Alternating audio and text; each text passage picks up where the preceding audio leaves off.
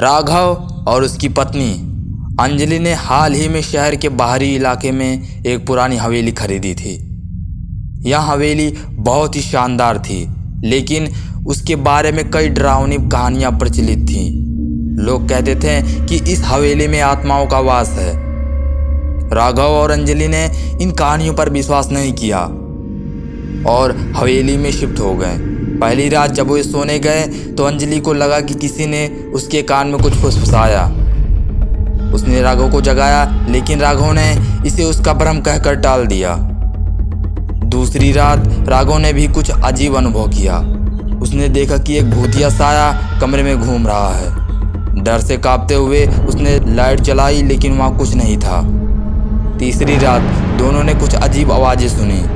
ऐसा लगा कि कोई उनकी तरफ बढ़ रहा है। उन्होंने पूरी हवेली छान मारी, लेकिन कुछ भी नहीं मिला। अगली सुबह अंजलि ने एक पुरानी डायरी पाई। उसमें लिखा था कि इस हवेली में एक परिवार रहता था जो अचानक गायब हो गया था।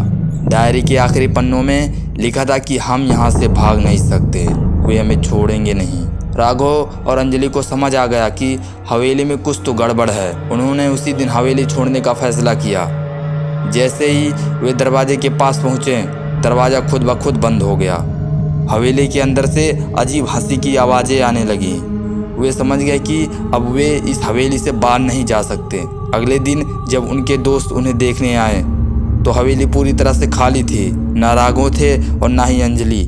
बस हवेली के दरवाजे पर लिखा था, कृपया हमें भी बाहर निकालो। इस तरह राघव और अंजलि भी हवेली की आत्माओं का हिस्सा बन गए।